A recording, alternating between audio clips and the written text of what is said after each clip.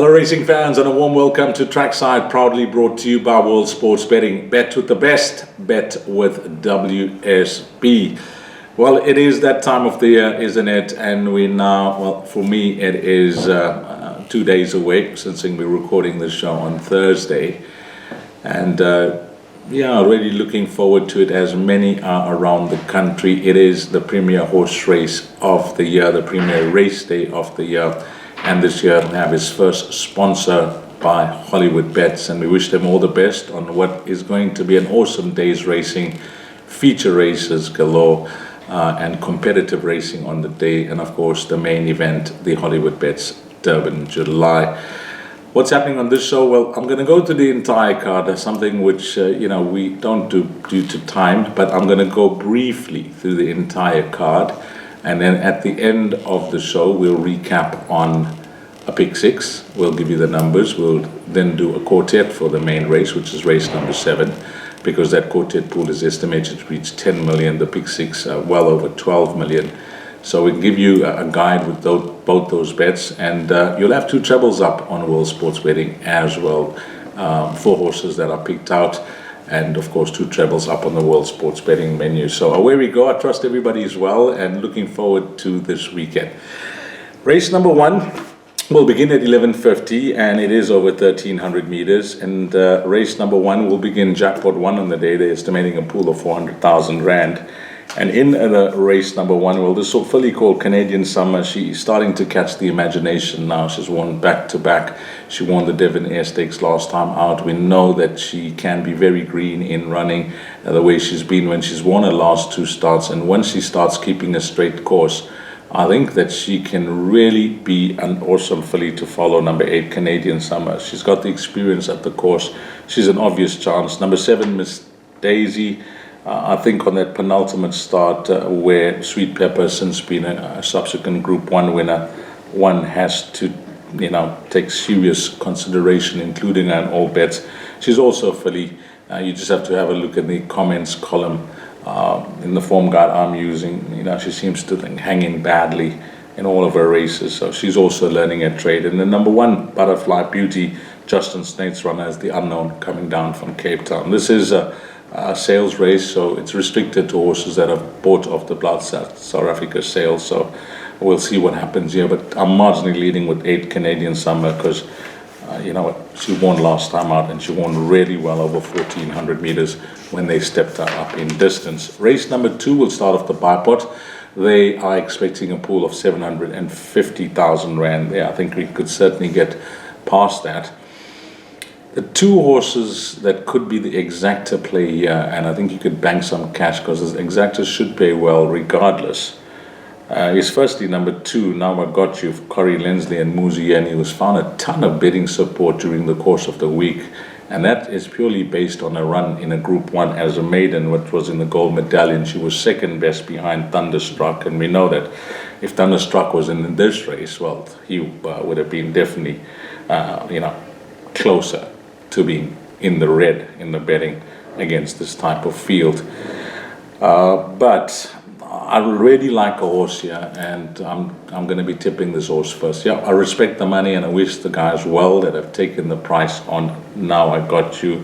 There's plenty of talk for this horse as well in different quarters that will be very hard to beat. But Take a Note is the horse that I really like here, because this individual, the way he's won his last 2 starts, he's taken a bit of time. He didn't run badly in his first 3 starts, but he's taken a bit of time. And the way he's disposed of the opposition at his last 2 runs over the sprint trip had to make you stand up and take notice, especially that last win. He really won well. And Gavin Arena is building up a fantastic relationship with him as well. I'm not concerned about the distance at all. If anything, he's going to appreciate the extra distance. He's related to Mercury Rising, who finished 4th in the Phillies Guineas, 4th in the Group 3. I think it was some Kulu Stakes behind Supreme Crest. He's rated to Veronica Mars as well. She gets 1,500 meters, so the further, the better. I think, I'm not saying the further the better, like in over 1,600 meters. I think over 1,100 now, stemming up to 1,300 meters, going to suit him nicely here.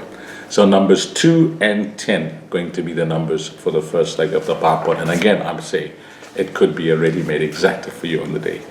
On to race number 3, which will start off the place accumulator. This is the Vodacom 2200. It's a consolation race, and the place accumulator pool is estimated to reach 1.7 million. I like a horse here a lot, as I liked him last time out in the Cup trial at big odds. He did shorten and shorten in the betting, and he won a really good race. His name is Airways Law. How he won that race, you had to know that it can only take a good horse to do what he did. Yes, the pace was on, and they set hot fractions up front, which suited the runners that come from off the pace, but you still need the legs, you still need the heart, and you still need the will to get the job done, which he did in a very big way. Drawn widest of all, set towards the back of the field. They went quick, and he found a tremendous finish to collar Mount Anderson on the line. He was pushed up big time for that win from a 90 to a 108. And many will say, well, against horses like Gainsford, he's 4 kgs worse off, Chalima 5 kgs, and a horse like Firefly Ali, who he beat last time out, 4 kgs. So he's worse off at the weights with horses that he beat last time out. But he just seems to be a horse that's improving and improving rapidly. He was in supplementary entry in the Hollywoodbets Durban July, did not get in. He's a reserve runner. At the time of recording the show, we're taking it that he will be running in this race. But if there's a scratching in the main event, then possibly you could get in. We'll see how he goes, number 11, Airways Law, but I'm not concerned about the raise in these merit trading. Each time they raise the bar, he raises his game, number 11, Airways Law, and I like him a lot. And there's going to be a pace in the race. I have to close by saying there is going to be a pace in the race. Crown Towers is a known front runner, and so is Flying Bull. So I think the pace will be on. He'll be sitting off them. He's drawn widest of all as he was last time out. And watch for a serious turn of foot for Airways Law. Open up the runway at Hollywoodbets Durban July in race number 3. If you're looking for backup, 2 horses, 6 Shango, and 10 one-way traffic. Then we move along to race number 4, which will be the start of the big one, the Pick 6, with the 2 million carryover. They're estimating that pool to reach 12 million rand. And an odds-on favorite, and rightfully so, is number 8, Black Dawn. He's been beaten by a stable companion twice at his recent starts in the Caradoc Gold Cup and the Gold Bowl, and both those races beaten by Nebras, who I think is the best stayer in the land. And when you look at his rating in those races, 91 and 91, to me, he punched way above his weight, considering that when he beat Nebras was a 104, and then Nebras was pushed up to a 110. When Nebras beat him, Nebras was a 104, and then Nebras was a 110 at that penultimate start. And this horse, I think he ran above his rating. And then last time out, he won well. It was over 1,800 meters, and he won over a distance short of his best. Against this field in this race, for me, he looks like an improving stayer, the stayer that's on the up, and his aim will no doubt be the Gold Cup at the end of the month. But against this field, I refuse to see how he can get beat, because I've tried to make a case for a lot of the other runners that I had a good look at, and I keep coming up with one number, and that's number 8, number 8, Blackthorn, in race number 4. So this horse Blackthorn, I think many will look to him as a banker in the Pick 6 place accumulator, all their bets on the day, an anchor and all to comes, and I 100% agree. Then we move along to race number 5, which is over 1,400 meters, the Golden Slipper. That's the Group 2. It's for fillies, the juveniles. And the 2 horses that dominate the betting are the 2 horses that are unbeaten. One of them is going to get their reputation dented on Saturday, Sweet Pepper and Maharani. Both look to be very exciting fillies. One a Group 1 winner, Sweet Pepper winning the Ellen Robinson last time out, Maharani winning the nursery, the South African nursery that is. And these 2 fillies, well, they look special. They really look special. It'll take good horses to try and get the better of both these runners. I found 2 horses for the Pick 6 guys, which we'll recap on later. And the 2 horses that I'm including in the Pick 6 as cover is 3 Bev's Delight and number 7 Amina. So whilst I agree with the betting and with the form of 4 and 9, I think numbers 7 Amina and 3 Bev's Delight are going to go into the trackside pick 6. Then on to race number 6. Well, this is an absolute minefield. I wrote field next to this race. You go through every runner, you can make a case for them improving. Some of them going to appreciate the extra distance. Many of them, or all of them in the race, I can't fault their form to date. There's very little to put a cross next to their name. If I look for a roving banker in this field, the horse that really impressed me on debut, and I worked that day, is number 14, Bright Green. Just the way he turned on the jets. He was super impressive. It's never easy to be that far back, having your first run around the turn at Greyville, and then find a finish. And a finish he did find. He actually won Going Away, the son of Give Me the Green Light, and he's a superb looking horse as well. That will be my idea of a roving banker in race number 3, number 14, Bright Green. And in a flash, we're on to the big one, the Hollywoodbets Durban July over 2,200 meters. A carryover of 2 million to the quartet, estimated pool 10 million rand, and this will be the start of bipod 2 as well, where they're estimating a pool of 300,000 rand. We've all done our homework, we've all done our selections, and I've done shows as well. The premier show for the card call was no doubt last Sunday. Thanks to all our customers on World Sports Betting for supporting that card call. I got just remarks that blew me away about Mike de Kock and Hilton being on the show, and the input that they gave to the show and the value that they added to the show. So thank you for all your comments, and we've all done our selections, and some of us are still waiting to have a bet. Well, I nailed my colors to the mast on Sunday, and I mentioned that I've taken a turn. I was always on Linebacker, but now I am on Sparkling Water as my top choice. So my top 4 in the main race will be 12 Sparkling Water, 4 Linebacker. I really like number 9 Jet Dark, even though he's carrying a big weight and there's question marks over the distance, which I feel will be no problem on Saturday. I've seen this horse finish over shorter. I've seen him finish over 2,000 meters in the World Sports Betting Met. 2,200 meters at Hollywoodbets Greyville will be no issue for him. Number 9, Jet Dark, he's my third choice. And number 6, Zapatellis, is the horse that really keeps me interested of the 3-year-olds, because it was a calculated move by Brett Crawford not to run him in the Daily News, keep the weight off his back, and not travel him to and fro. So 6, Zapatellis is on runner. I'm going 12, 4, 9, and 6, but we'll recap on my pick 6 numbers there. And the quartet for the main race. On to race number 8 over 1,600 meters. It's the Garden Province race here, and this is a Group 1 for fillies. And in this field, guys, well, many will be looking towards one filly and one filly only. She did fluff her lines in a big way last year in this race, but it's been well said after the running how sick she was, and that is why she ran accordingly. It was the worst run of her career. Well, if you're worried about her well-being, don't be. My trainer has gone on record and said that she's so well, has taken that last run, which was in the South African filly split, where she just blew me away. She blew me away in such a manner that I can say that she's the best horse racing in South Africa at the moment. She is ultra special, number 8, Captain's Ransom.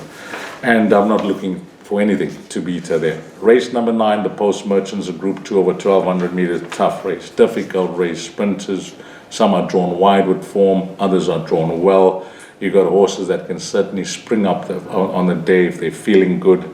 I managed to narrow it down to Coin Spinner, number 6, Sound of Warning, the filly. I also like 8, Socrates. My rocket in the race is number 9, Eden Rock. 10 is Batoldi, I like that. You see Vungu Vungu, I give a chance to. And William Robertson, wow, what's Connie done at this horse last 2 runs within the space of 5 days. And I see the blinkers go on. So I've managed to narrow it down. If I'm really pushed for a roving banker, I'll go number 1, Coin Spinner. Then on to the 10th race, and the 10th race will be a last chance to pay a pick 3 as well. They're estimating that pool to reach 300,000 rand. By the way, there is jackpot 3. We know that there's jackpot 1, jackpot 2. Jackpot 3 will actually begin in race number 9, the previous race where we will be bankering Captain's Ransom there. Yeah, I can't make up my mind here in race number 10. I've looked at each runner, and it's very difficult to try and narrow it down. If you manage to get through this leg with the minimum spend, I think you've done exceptionally well. In this leg in Jackpot 3, for trackside, it'll be field. Yeah, we are going to include the field there. And then race number 11 over 1,800 meters, another tough race. This is now on the poly track as well. We move along to the poly track here in race number 11. I've looked at all the runners. I've looked at the entire field. I think it's trifecta quartet race here. Where you're going to go, what you're going to do, what you're going to use as a roving banker. I think it's hold the dart in your hand and throw and hope to hit the bullseye. That's the way I see it. If there's one horse that I think I could rove in this field to finish in the top 4 over 1,800 meters, it'll be number 2, Conquer the Enemy. And then for trackside, you always could be in a position on a race day or wherever you're playing horses that you're on the back foot and you're looking for something to try and recoup your losses or get out of jail or just get something back, or maybe you're on the front foot and you're looking to grow your profit on the day. Well, I found you one here, boys, and I think that this is going to be very hard to beat.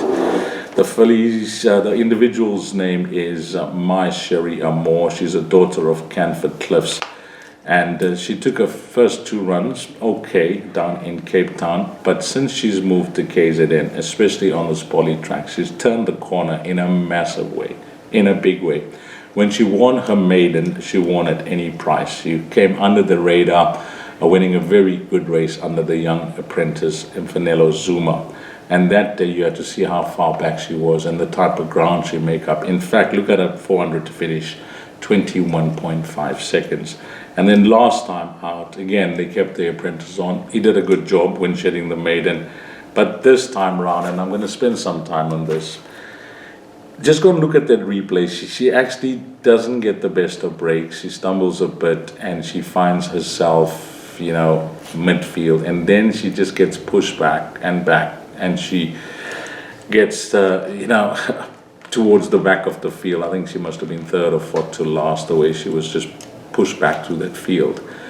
And coming to the straight, it's obviously, he's learning his trade, the young man, and he tries to make a run out. And when he tries to make a run out, he then finds traffic problems and he decides to switch in. And when he switched in, there was a gap in front of him. But the eventual winner, who was, I actually wrote it down here, the eventual winner was that horse IC something, it'll come to me, I wrote it down somewhere in my book, but yeah, the eventual winner that day was, IC Knight. IC Knight was the horse. IC Knight was the horse that was the eventual winner. So when he switched in and he tried to make a run, there was a gap. And then suddenly when he went for the gap, it was the eventual winner, IC Knight, that slammed the door shut. And then that was it, because he had to check badly on this individual, and then he tried to move out and make a run. But when he made his run, there were just 4 horses in front of him, and there was no way through. In fact, the last, going into the final 100 meters or so, he could not ride vigorously at all because there was just no way through. So he just punched the horse out of the hands, and very, very unlucky. Now, this horse has been snapped up, and current odds on Thursday is 7-2. I still think that's a very good price on a horse that's carrying 52.5 kgs. Yes, a young horse in open company, but a horse that enjoys the poly track. Yeah. And now, one of the senior jocks will get on in Muzieni. And the way this horse finished last time out over 1,400 meters, or where he wanted to finish last time out over 1,400 meters, a mile's going to suit him, and suit him in a big, big way. This filly, she's actually, half sister to Night in Seattle, 5-time winner that got 2,000 meters, and even related to Lady of Lutia, I think was trained by Paul Lafferty, only won over 1,600. So this filly, My Sherry Amore, she is going to be hard to beat on the day, on what she's shown to date, and the fact that she enjoys the poly track. And I wanted to spend some time with her because it is the last race, and it's a race that we want to get out, or we may need to get out in. So that is the last. There will be 2 trebles all up on the World Sports betting menu with the horses that I like, and it's obvious that I've spent so long on My Sherry Amore the filly at the back, that she's going to be an anchor in those trebles as well. Now let's go to the pick six, guys. You can jot down these numbers quickly. In the first leg of the pick six, we are going to banker number 8, Blackthorn. In the second leg of that pick six, we are going 3, 4, 7, and 9. 3, 4, 7, and 9. I told you Sweet Pepper, Maharani. I've included Bevy's Delight and Amina with that. We're then going the field in the Colts race. And then we move on to the main event, which is race number 7. I gave you my top 4 in order of preference, 12, 4, 9, and 6. But for the pick 6, we're going to go 3, 4, 6, 9, 10, and 12. 3, 4, 6, 9, 10, and 12. 3 being Goedspreid, well handicapped. 3, 4 being linebacker. 3, 4, 6 Zapatellis.